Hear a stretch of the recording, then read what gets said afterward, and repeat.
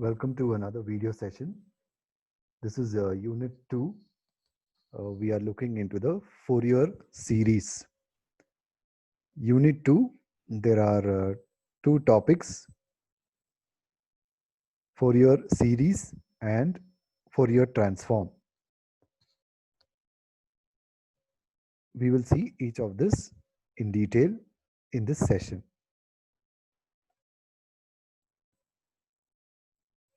In this video, I will be discussing about the Fourier series representation of continuous time periodic signals, and we will be looking into the properties of the Fourier series. If you understand one properties, as you know from the syllabus, if you have seen it, you are studying other transforms such as Z transforms and Laplace transforms. So they also have similar properties. So if you study one properties, we can extend the understanding to all other properties in a very similar manner with just a change of notations. Next, we'll look into what are these Dirichlet conditions. In simple terms, that is the condition for existence of Fourier series. Next, we look into the trigonometric Fourier series and exponential Fourier series. We'll also look into the complex Fourier spectrum. So those are the topics that will be covered under the Fourier series part. Okay, what is this Fourier series? We will see. Any periodic signal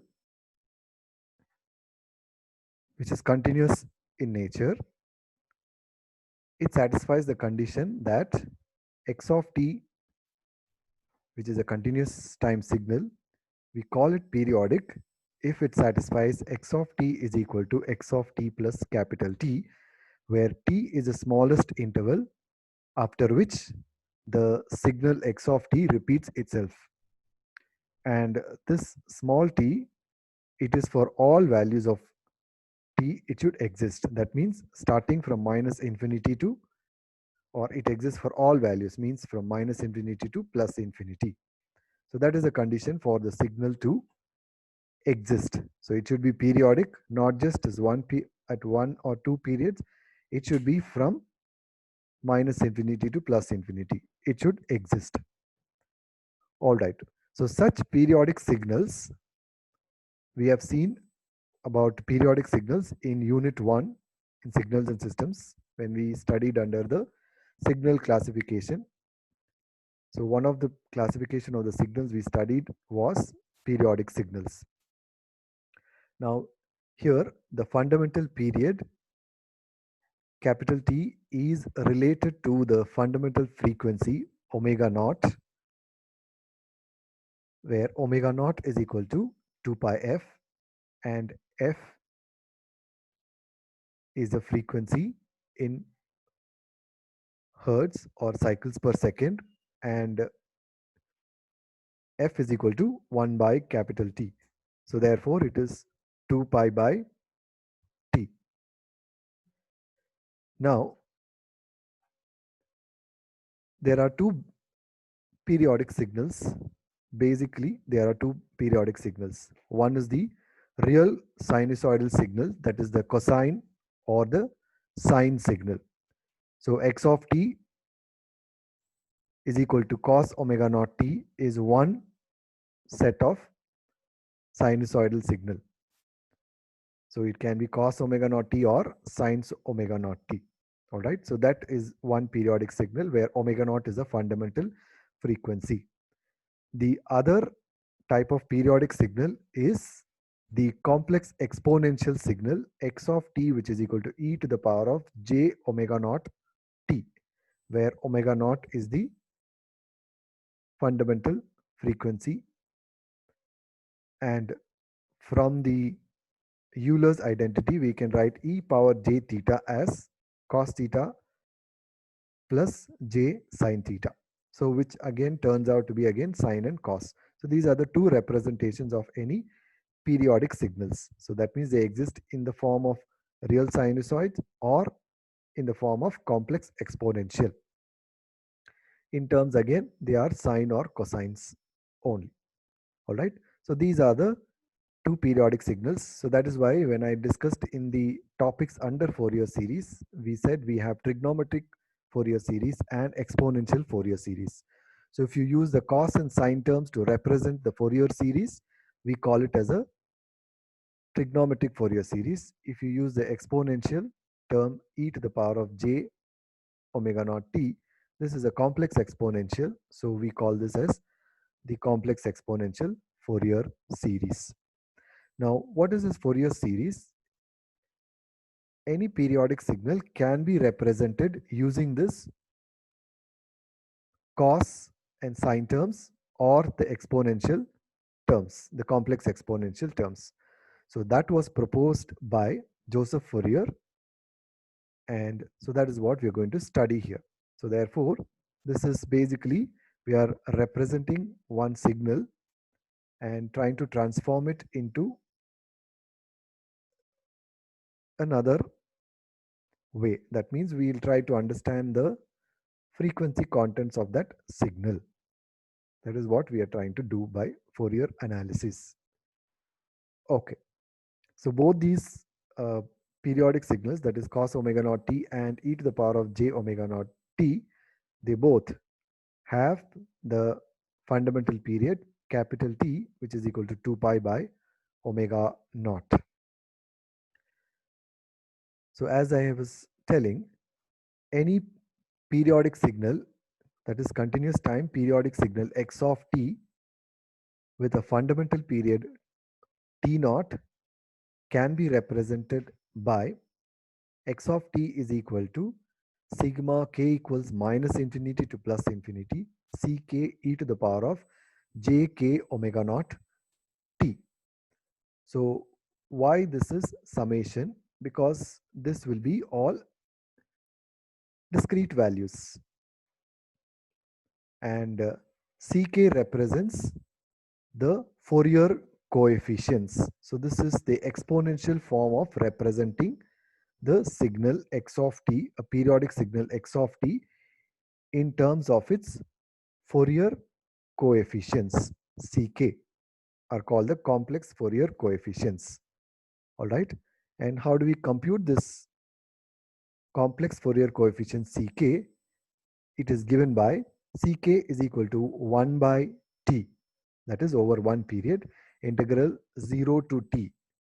0 to t counts one period, or we can take it from minus t by 2 to plus t by 2. That also counts one period. Okay. So we compute the complex Fourier coefficients Ck over one period by taking this integral 0 to t x of t e to the power of minus j k omega naught t dt. All right. Here k represents, or k takes only integer values. So k is discrete variable, whereas t is a continuous time variable. So we are trying to express the continuous time signal in terms of some discrete coefficients. Okay, so that is what we are trying to express here.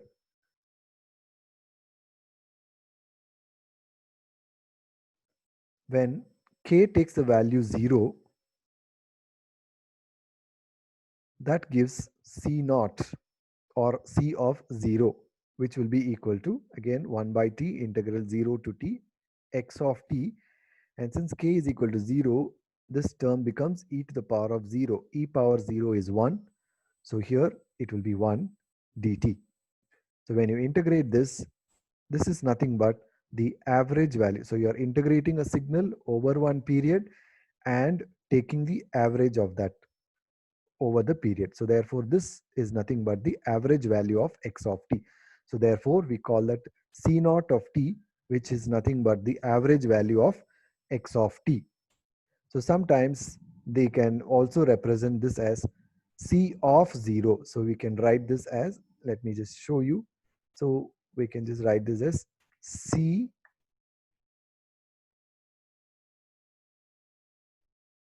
okay, C of K. Sorry for this pen doesn't really light. Okay. So this is another notation, C of K, or whether we can write it as CK or we can write it as C of K. So this is also, so that means to say that this is a function of K. So as K varies, this coefficients will take different values. That is what it means. So K can be minus, as from this formula it can take values from minus infinity to plus infinity. That means K can take -1, -2, -3, etc. up to minus infinity, or it can towards the infinity, plus infinity, it can take 0, +1, +2, +3, etc. So we can see that K will take different values from minus infinity to plus infinity. So we are trying to fit x of t with different complex Fourier coefficients, and we are trying to represent the signal, continuous time signal, using many of this Fourier coefficients. That is what is the understanding from this. Now I know it might sound a little abstract right now, but as we take up the problems, you will be able to appreciate this. Okay.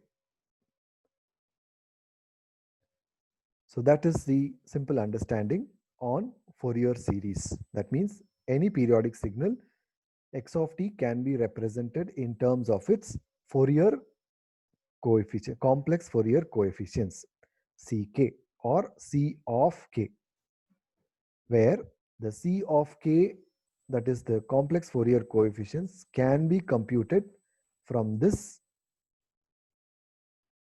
by integrating between 0 to t x of t e to the power of minus jk omega naught t dt. All right, so this is what we are computing, periodic signal. So x of t is a periodic signal and its Fourier, complex Fourier coefficients are C of k's. So this is what we will look into. Okay, now let us continue and look at the properties of this C of k, or the Fourier series. The first property that we are looking at is the linearity property. So what does this linearity property do? It obeys the principle of superposition and homogeneity. So that means if I say that x of t forms a Fourier series with x of k. Now what is this x of k? Previously we called it as ck or C of k. So that here we are calling it as x of k. So whether we call it as C of k or ck or x of k, they're all the different notations, that's all. So it just gives the Fourier series. So we use the capital X to say that they are the frequency terms. So x of k gives the frequency terms and x of t is in the time domain. So we talk here in terms of the frequency domain and time domain. So x of t is a signal in the periodic domain, periodic signal in the time domain, and x of k is the Fourier series, its representation, that is the Fourier series representation of x of t in the frequency domain. All right. So the Fourier series, how do we go from the time domain to the frequency domain, is by performing this operation called Fourier series. So when you perform the Fourier series operation on this x of t, you get x of k. So how do you perform this Fourier series operation? Is by using this formula. X of t is equal to, so given the Fourier series coefficients, we can get back the continuous time signal by using this formula. If you know the continuous time signal and you want to find the Fourier series coefficients for this, that is the complex Fourier coefficients, then you have to use this formula C of k is equal to 1 by t integral x of t. So these are the two formulas to convert from the time domain, the frequency domain to the time domain, or from the time domain to the frequency domain. So this is the formula we are using to convert. So this is what we call x of t forms a Fourier transform pair with x of k. In this case, we have represent as ck. So we will call this as x of k. Okay, now let us come back here. So x of t forms a Fourier series with x of k. Similarly, y of t forms a Fourier series with y of k. So we call this as a representation. Then what will be the Fourier series of a signal which is z of t, which is a sum of these two signals, that is x of t and y of t. So we call that as a, that is it is some scaling factor a times x of t plus b times y of t. What will be the Fourier transform for Fourier series of this? What will be the Fourier series, complex Fourier series coefficients of this z of t? So we say that this z of t, just like x of t forms a Fourier series pair with x of k, we say that z of t forms a Fourier series pair with z of k, where z of t is a x of t plus b y of t, and z of k will be a x of k plus b y of k. So this is what we are going to prove it. So let us understand what is z of k. Z of k by definition is equal to 1 by t integral over 1 period. Previously we had written this as ck. As I said, it is just a different notation, that's all. The meaning is the same. There we call it as ck is equal to 1 by t 0 to t x of t e to the power of minus jk omega naught t dt. So that is what we called previously, to just be sure. Okay, this is what we called here ck. The same thing I'm representing in terms of z, that's all. Instead of c, I'm calling it as z, that's all. Okay, so here we call this as z of k is equal to 1 by t, and this integral is over 1 period, which is notated like, which is not in the notation form like this: integral over 1 period z of t e to the power of minus jk omega naught t dt. But what is our z of t? It is a x of t plus b y of t. So you substitute here what is z of t. So when we substitute, we get this a x of t plus b y of t is equal to e to the power of jk omega naught t dt. Now this can be further split. When you multiply this, it will split as, since a is independent of t, you can take it outside the integral. So it is 1 by t integral over 1 period x of t e to the power of minus jk omega naught t dt, plus b is independent of t, so you take it outside the integral.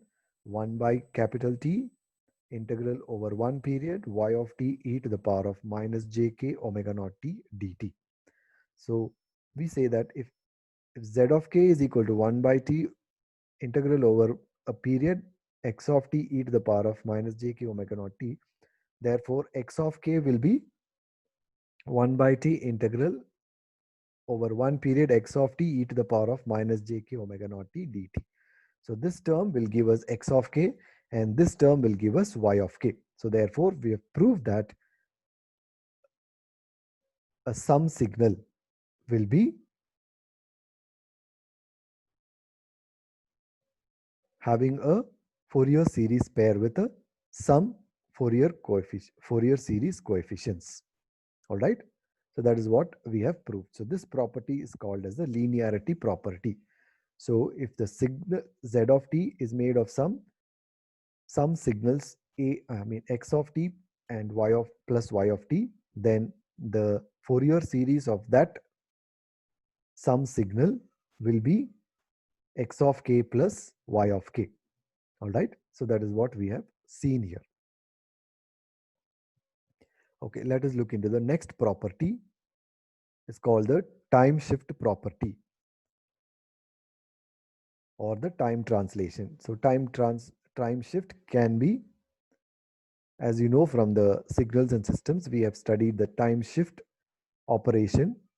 So it can be time delay or time advance. A time delay means it gets shifted to the right of the 0 point on the x-axis. If it is a time advance, it gets shifted to the left of the 0 point on the x-axis or the time axis, right? So that is what we remember about the time shift. Okay, now let us see. If we say that x of t forms the Fourier series pair with x of k, if x of t and x of k are Fourier series pairs, then what is z of t, which is equal to x of t minus t naught? So what will be the Fourier series coefficients, or what will be the Fourier series pair for this? Where you see that x of t is time shifted by t naught. So we call this as x of t minus t naught. So z of t is x of t minus t naught. So what will be the Fourier series of this? So we say that it will have a Fourier series z of k, which will be equal to x of k multiplied by this exponential term e to the power of minus j k omega naught into t naught. This is what we are saying. Okay, let us prove this. By definition, we know that the the Fourier series is z of k is equal to integral over 1 by t integral over 1 period x of t e to the power of minus jk omega naught t. I mean, in fact, here it should be z of t. But what is z of t? Is x of t minus t naught. So x of t minus t naught. But we know the formula, the standard formula, x z of k is equal to 1 by t integral over 1 period x of t e to the power of jk omega naught t dt. So here it should be x of t, not x of t minus t naught, as it is in the standard formula. So we are trying to find out this. So we don't know how to do this. So what we do, we take a change in the variable. Let we take a change in the variable and put t minus t naught is equal to m. So if t minus t naught is equal to m, then what is t naught is a constant here. So t is a variable. So m is a corresponding variable we have taken. And t naught is constant. So dt will become dm. So therefore, wherever t is there, you have to substitute in terms of m. So t will be equal to m plus t naught, right? So t will be equal to m plus t naught. So t minus t naught is equal to m. So this will become x of m e to the power of minus jk omega naught, and t will become m plus t naught. So, and what will be the limits of integration? So this also will get shifted by amount t naught only, but it will be over one period. So therefore, we will not change the limits. So it will be over one period. Okay, so the zk will now get modified as z of k is equal to 1 by t over 1 integral over 1 period x of m e to the power of minus jk omega naught m plus t naught dm. Now in this, t naught is a constant and m is a variable. So e to the power of this whole term can be split into two terms, e to the power of minus jk omega naught m into e to the power of minus jk omega naught t naught. All right. So this can be split into two terms. Okay. So this is dm. And t naught, this e to the power of minus jk omega naught t naught is a constant term. All right. And dm is what your integral is related to. So therefore, if you see, we say that this is the Fourier series of x of m into e to the power of minus jk omega naught t naught. Or in other words, it is the Fourier. So this term, inside term, is nothing but x of k, right? So if you observe this term, it is x of k. So it is what will be x of k 1 by t integral over 1 period x of, instead of k, it is instead of t, it is in terms of m. All right. So there's no harm. It is just a change in the variable. So it will, instead we can again change it back to the t variable again. So we can write it as x of t e to the power of minus jk omega naught t dt. So if you look exactly, so this is nothing but x of k, and this term remains constant. So therefore we have got this as x of k into e to the power of minus jk omega naught t naught. So therefore we say that if there is a shift in the time domain, it will result in an exponential term in the frequency domain. So this, as I said, it is a frequency domain. This is the time domain. So in the time domain, when you're dealing with the time signal and we shift it by an amount t naught, in the frequency domain, that is in the k domain, it will get shifted by an amount t naught. That means it will get multiplied by, not shifted, it will get multiplied by an exponential term with the corresponding exponential term e to the power of minus jk omega naught t naught. So this is what is the time shift property. All right, so this is what we have seen about the time shift. So what you have to remember is that when we shift in time, when there is a shift in the time domain, it will result by a multiplication of exponential term in the frequency domain. All right, so that is what we have proved. So this is called as the time shift property. Now, why do we use these properties? By using these properties, we can quickly find out it will help us to find the Fourier series representation in a better way. That is why we are using this properties. We have to study these properties.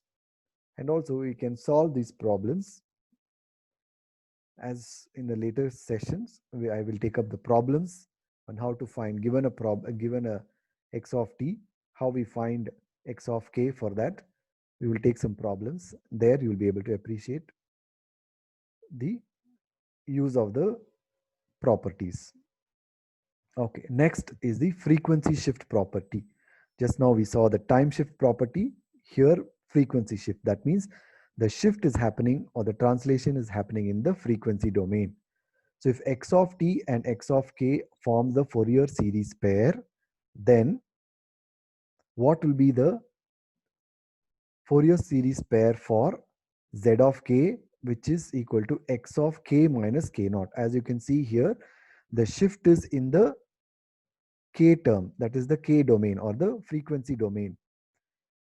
So just now what we saw in the time domain, when there is a shift in the time domain, it results in an exponential term in the frequency domain. Now there is a shift in the frequency domain, there will be a corresponding exponential term in the time domain. That is what we are seeing here. So whether we shift in the time domain or frequency domain, wherever we shift. So when there is a translation or shift in one domain, there will be an exponential term in the other domain. That is what we have to remember. Okay, now let us prove this property. So z of k, that is a complex Fourier series coefficients, are given by 1 by t over 1 period z of t e to the power of minus jk omega naught t. All right, this is not k naught, it should be actually k e to the power of minus j k omega naught t dt. All right, so but we want to find out what is z of t, which is nothing but e to the power of j k k naught omega naught t into x of t. So when we substitute what is z of t, so we get this as e to the power of j k naught omega naught t x of t into e to the power of minus j k omega naught t dt. So this term is not actually a k naught, this is k, and this term has come from here. All right, we have substituted for what is z of t. So this bracket term is nothing but z of t term, and this is as it is here. Okay, dt. Now that is by putting what is z of t. Now you see that when now these two are exponential terms, and e to the power of a into e to the power of b can be written as e to the power of ab, right? In the same way, from the laws of indices, so we can rewrite this as 1 by t integral over one period x of t e to the power of minus jk minus k naught into omega naught t dt. So this, we call this as the Fourier, the complex Fourier coefficients of x of k minus k naught. So therefore we say that z of t, which is e to the power of j k naught omega naught t x of t, will form a Fourier series pair with z of k, which is equal to x of k minus k naught. So we say that from this we conclude that the shift in the frequency domain results in an exponential term in the time domain. So that is the understanding of this. With this, we end this session. We will continue the remaining properties in the next session. Thank you.